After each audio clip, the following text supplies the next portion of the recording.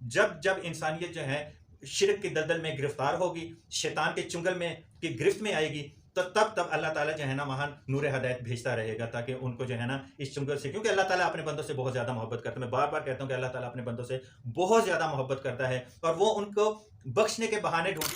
آج بھی ہم اپنے ارد گرد جو ہے نا اس طرح کے بہت سارے شرک دیکھ رہے ہوتے ہیں. اور میری پچھلی ویڈیو جو توحید رسالت پہ ہے، ان کو اگر کسی نے نہیں سنا تو ان کو سنیں گے تو آپ کو پتہ چل جائے گا کہ آج بھی ہم جو ہے نا شرک میں مبتلا ہیں. صرف کان پکڑنے کی بات ہے کہ چاہے ادھر سے پکڑ لیں چاہے ادھر سے پکڑ لیں. وہ ڈائریکٹ بتوں کی پوجا کیا کرتے تھے، ہم انڈائریکٹ بتوں کی پوجا کر رہے ہوتے ہیں. یعنی کہ قبر پرستی جو ہے، مزار پرستی، قبر پرستی، پیر پرستی، یہ ساری بھی شرکیہ کام ہی ہیں. یہ بھی ہم شرک ہی کر رہے ہیں. پکڑ کے کسی کا سر اڑا دیا، کسی کا ہاتھ اڑا دیا، کسی کا پاؤں اڑا دیا، تو سب کو اس طرح جو ہے نا تہس نہس کر کے تو وہ کلہاڑا جو سب سے بڑا بت جو تھا اس کے کندھے پہ رکھ کے تو آ گئے.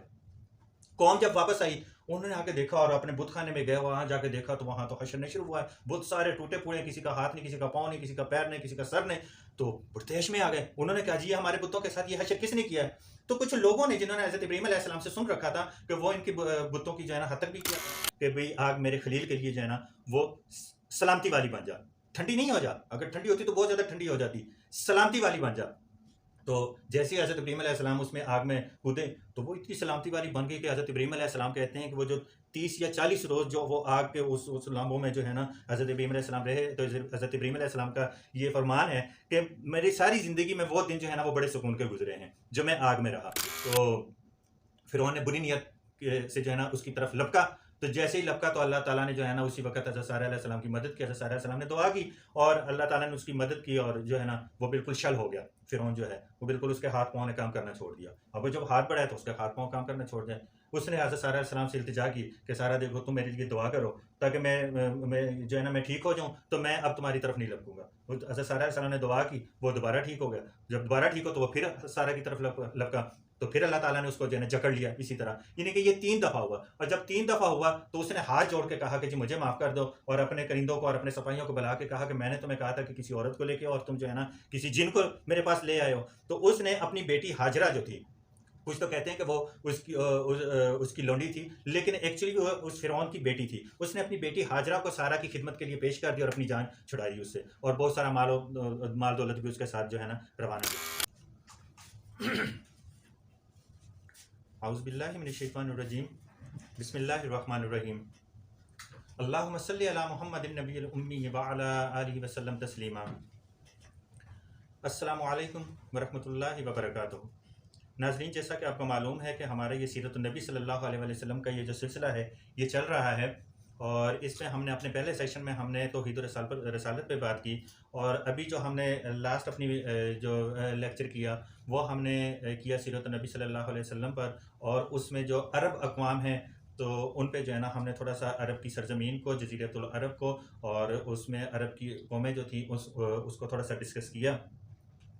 وقت کی کمی کے باعث ہمیں اتنی پوری ڈیٹیل کے ساتھ تو ہم اس کو ڈسکس نہیں کر سکتے، لیکن کوشش کریں گے کہ یہ سیرت النبی صلی اللہ علیہ وآلہ وسلم کا جو سلسلہ جو ہم نے چلایا ہوا ہے اس کو ہم اپنے جو ہے نا اچھے طریقے سے پایہ انجام تک اس کو پہنچائیں.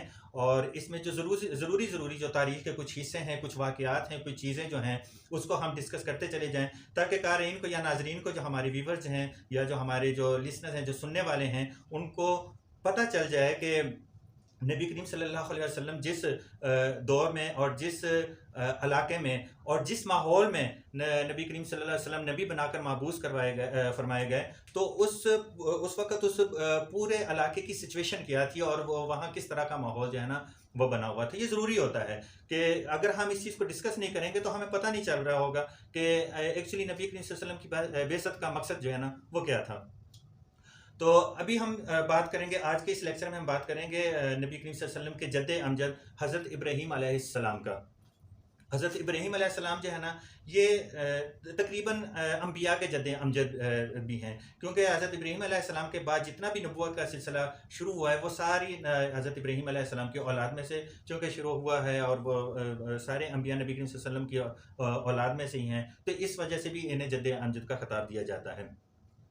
تو مورخین کے مطابق کہ جب تارخ یا آذر، اچھا اس میں 2 چیزیں ہیں نا، کسی جگہ پہ آذر بتایا جاتا ہے، حضرت ابراہیم علیہ السلام کے والد گرامی کا نام جو ہے نا کسی جگہ پہ تارخ بتایا جاتا ہے، کسی جگہ پہ آذر بتایا جاتا ہے. तारुक अगर हम तौरात या इंजील या जो हमारी मुक़द्दस किताबें हैं, बाकी बाइबल वगैरह में जो है ना तारक नाम लिखा हुआ है, जबकि हमारा कुरान जो है ना उसे आज़र के नाम से याद करता है, इब्राहीम अलैहिस्सलाम के वालिद को। तो जहाँ तक मेरा अपना एक आइडिया है वो ये हो सकता है कि तारक उसका नाम भी हो सकता है कि इब्राहीम अलैहिस्सलाम के वालिद माजिद का नाम तारक हो, लेकिन उनका लक़ब जो हो वो आज़र हो, क्योंकि आज़र कहते हैं बुत परस्त को। तो चूँकि वो बुत परस्त थे, इस वजह से उन्हें आज़र कह के कुरान पाक में याद किया गया कि जब तारक या आज़र की उम्र 75 बरस हुई तो उसके यहाँ इब्राहीम अलैहिस्सलाम जो है ना वो पैदा हुए, और इसके बाद फिर उनके एक दूसरे भाई नाहोर और उसके बाद हारान पैदा हुए। हज़रत इब्राहीम अलैहिस्सलाम के बारे में वैसे कहा जाता है कि ये मंझले भाई थे अपने भाइयों में से। उसके बाद हारान से जो है ना हज़रत लूत अलैहिस्सलाम पैदा हुए, और इसी तरह जो है ना हज़रत इब्राहीम अलैहिस्सलाम ने अपनी चचाज़ाद बहन जिसका नाम सारा था उससे शादी की। अच्छा, सारा के बारे में थोड़ा सा डिटेल से थोड़ी सी मैं डिटेल बता दूं कि यानी कि सारा की खूबसूरती के बारे में कि हज़रत सारा अलैहिस्सलाम, अम्मा सारा अलैहिस्सलाम जो थी वो कायनात की यानी कि इस रुए ज़मीन की सबसे खूबसूरत तरीन औरत जो है वो हज़रत हवा अलैहिस्सलाम है, अम्मा हवा अलैहिस्सलाम। ये इस कायनात की खूबसूरत तरीन औरत हैं। और अम्मा हवा अलैहिस्सलाम के बाद तारीख़ लिखती है कि अगर कोई खूबसूरत तरीन औरत थी तो वो अम्मा सारा अलैहिस्सलाम थी। तो ये बहुत ज़्यादा खूबसूरत भी थी। अच्छा, इसके बाद ये तो थोड़ी सी डिटेल मैंने डिस्कस कर दी इनकी हज़रत इब्राहीम अलैहिस्सलाम की। तो अब बात करते हैं हज़रत इब्राहीम अलैहिस्सलाम के बचपन की कि वो मतलब ये सारे मामलात हुए कैसे। तो हज़रत इब्राहीम अलैहिस्सलाम जो थे ये इनका बचपन बहुत ज़्यादा ताबनाक था, और अल्लाह ताला ने इनको बचपन में ही इनको रुश्द व हदायत अता कर दी थी। मतलब इनको अकल और इल्म और फ़हम अल्लाह ताला ने अता कर दिया था, बचपन में ही अता कर दिया था, क्योंकि ये जिस माहौल में इन्होंने जन्म लिया और जिस माहौल में इन्होंने परवरिश पाई उस हर तरफ शिरक का दौरा था, यानी कि मुशरिकीन थे, हर तरफ मुशरिकीन ही मुशरिकीन थे, बुतों के पुजारी थे, बुतों को अपने हाथों से तराशते, पत्थरों को तराशते, उनसे बुत बनाते और फिर उन्हीं की इबादत करते। यानी कि ये इस तरह का माहौल था, हर तरफ जो है ना बुत परस्ती थी, और अल्लाह ताला का नाम लेवा कोई भी नहीं था, यानी कि अल्लाह वहदहू ला शरीक का नाम लेवा कोई भी नहीं था। तो चूँकि इनकी कौम, जब इन्होंने देखा कि लोग जो है ना इनकी एक कौम जो थी वो सूरज की परस्तिश किया करती थी, इसी तरह मतलब आग की भी परस्तिश होती थी, इसी तरह बुतों की भी परस्तिश होती थी, इंसानों की बहुत सारी चीज़ों की जो है ना ये परस्तिश हुआ करती थी, मतलब इनकी इबादत हुआ करती थी, और अल्लाह ताला का कोई नाम लेवा था ही नहीं, कोई जानता ही नहीं था कि अल्लाह भी कोई है।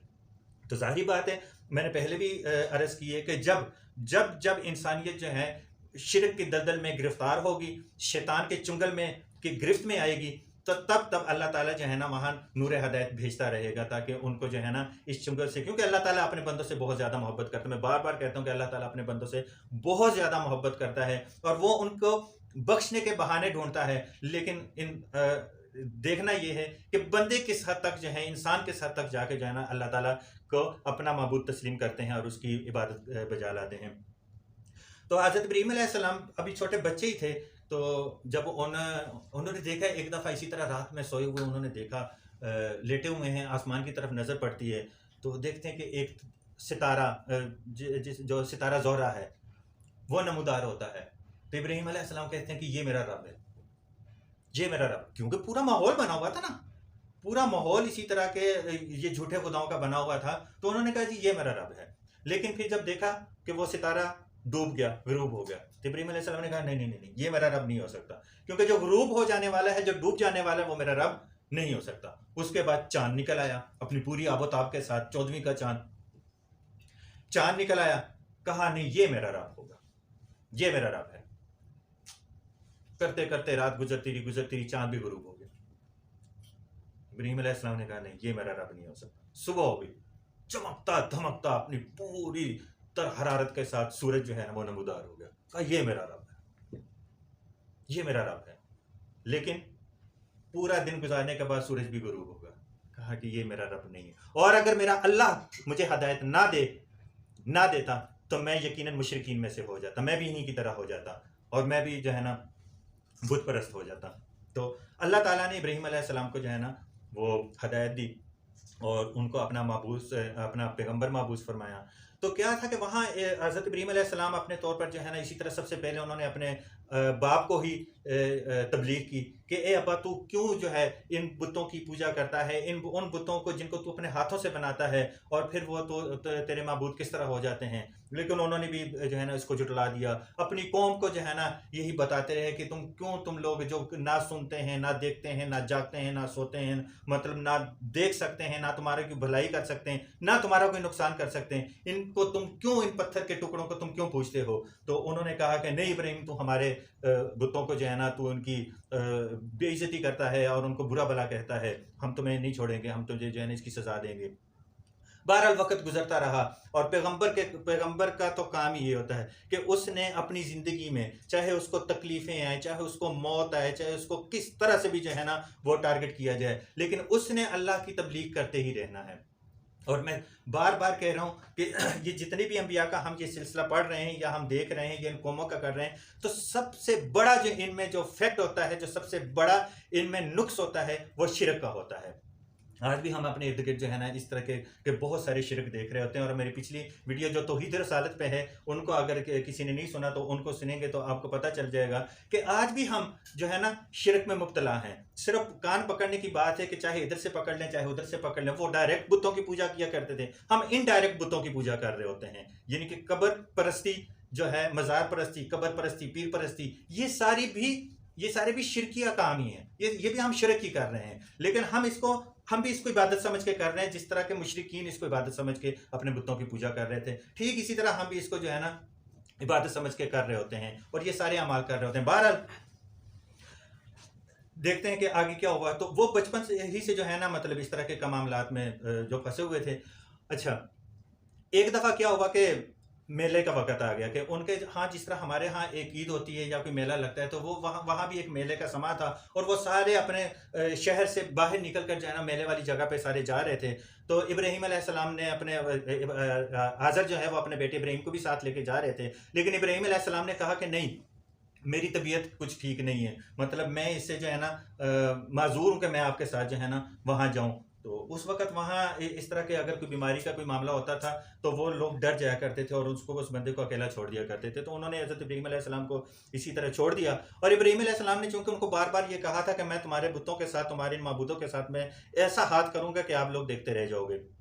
تو ابراہیم علیہ السلام کو موقع مل گیا کہ سارے لوگ تو جو ہے نا وہ عید پر یا وہ کسی میلے پر جا رہے ہیں. تو انہوں نے کہا چلو پیچھے جو ہے نا ان کے میں بتوں کا ذرا تھوڑا سا ان کا حساب کتاب کلیئر کرتا ہوں. وہ رہ گئے. اچھا، ابراہیم علیہ السلام نے کیا کہ جب سب لوگ چلے گئے تو ابراہیم علیہ السلام نے ایک کلہاڑا پکڑا اور ملک کے جو سب سے بڑا بت قدا تھا، بت خانہ تھا، اس میں تشریف لے گئے. اور جا کے جو ہے نا وہ کلہاڑا پکڑ کے کسی کا سر اڑا دیا، کسی کا ہاتھ اڑا دیا، کسی کا پاؤں اڑا دیا، سب کو اس طرح جو ہے نا تہس نہس کر کے تو وہ کلہاڑا جو سب سے بڑا بت جو تھا اس کے کندھے پہ رکھ کے تو آ گئے. قوم جب واپس آئی انہوں نے آ کے دیکھا اور اپنے بت خانے میں گئے، وہاں جا کے دیکھا تو وہاں تو حشر نشر ہوا ہے. بت سارے ٹوٹے پھوڑے، کسی کا ہاتھ نہیں، کسی کا پاؤں نہیں، کسی کا پیر نہیں، کسی کا سر نہیں. تو بڑتیش میں آ گئے. انہوں نے کہا جی ہمارے بتوں کے ساتھ یہ حشر کس نے کیا ہے؟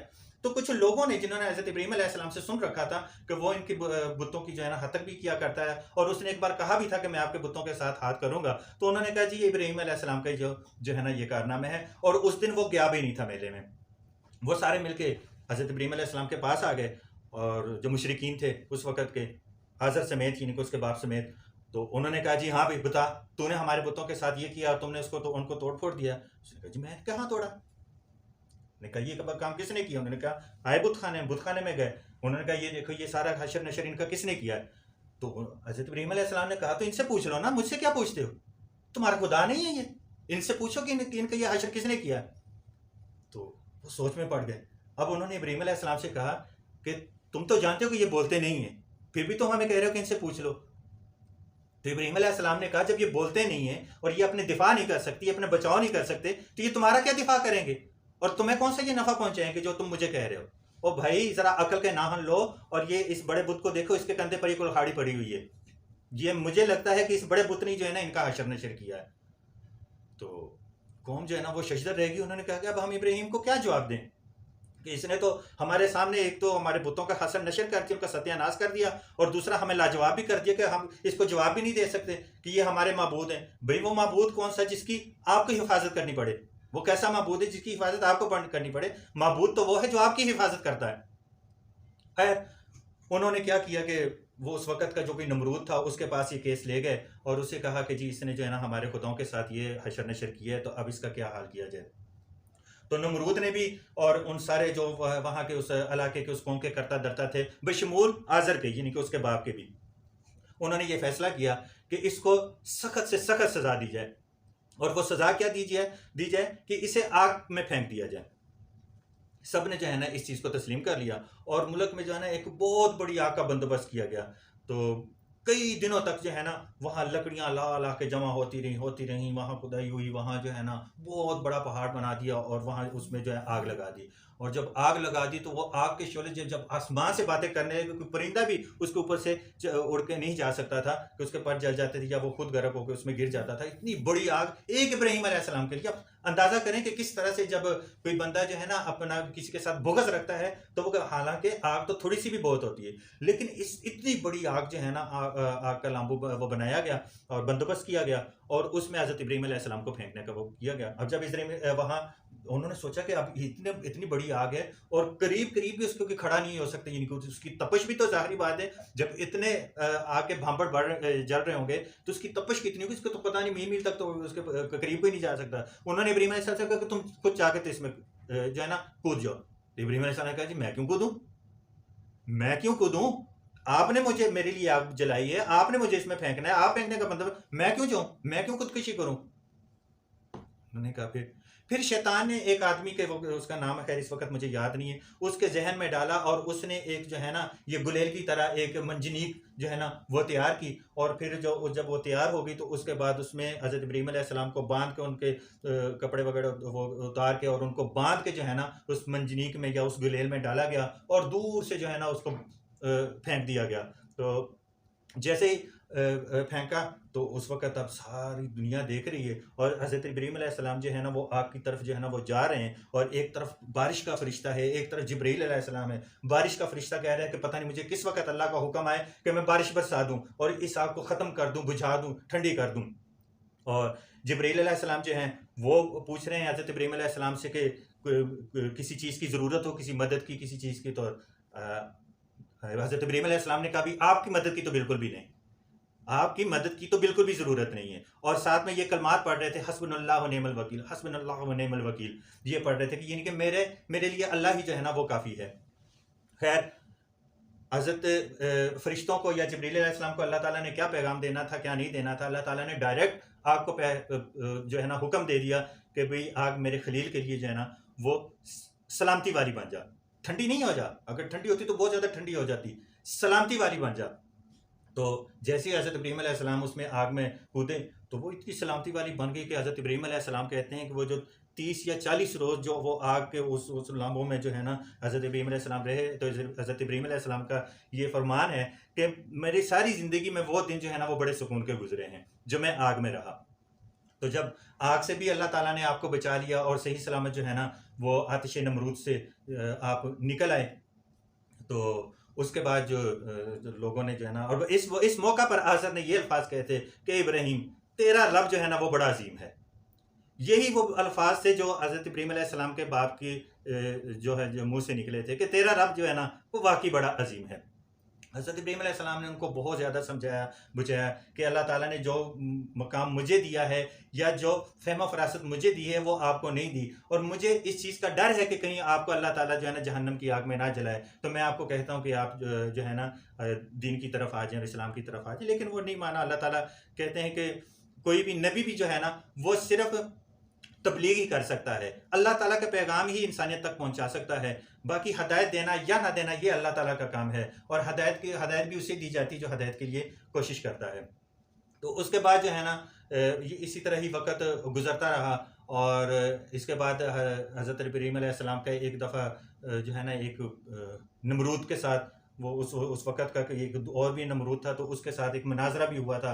और वो मुनाज़रा इस तरह से था कि उस वक़्त जो है ना मुल्क में कहत पड़ चुका था और लोग अनाज के लिए जो है ना नमरूद के पास जाया करते थे और वो वहाँ से उनको जो है ना कहत ज़दा लोगों को वो अनाज दिया करता था। तो इसी तरह हज़रत इब्राहीम अलैहिस्सलाम भी जो है वो चले गए تو وہاں اس نے کہا جی تم میری جو ہے نا، لوگوں نے بتایا کہ مطلب یہ جو ہے یہ تو یہ خدا پرست ہے، اور بتوں کا جو ہے نا وہ سے تو وہ نفرت کرتا ہے یا کسی اور خدا سے۔ تو نمرود نے کہا بھی تم کیوں جو ہے نا مجھے معبود نہیں مانتے؟ اس نے کہا جی میرا معبود تو وہ ہے جو زندگی بھی دیتا ہے اور موت بھی دیتا ہے۔ تو نمرود نے کہا کہ یہ کام تو میں بھی کر سکتا ہوں، میں بھی زندگی دے سکتا ہوں اور موت بھی دے سکتا ہوں۔ اس نے ایک جو پھانسی کا جو مجرم تھا، جس کو پھانسی جو ہے نا کا اعلان ہو چکا تھا یا جس کو قتل کیا جانا تھا، اس نے بری کر دیا، اور ایک عام شخص کو جو ہے نا جس کو کوئی قصور نہیں تھا اس کو پکڑ کر جو ہے نا اس کو قتل کر دیا، اس کی گردن اڑا دیا اور کہا دیکھو اس نے مرنا تھا اس کو میں نے زندگی دے دی، اس نے زندہ رہنا تھا اس کو میں نے موت دے دی، یہ کام تو میں بھی کر سکتا ہوں۔ تو حضرت ابراہیم علیہ السلام نے کہا یہ بالکل جو ہے نا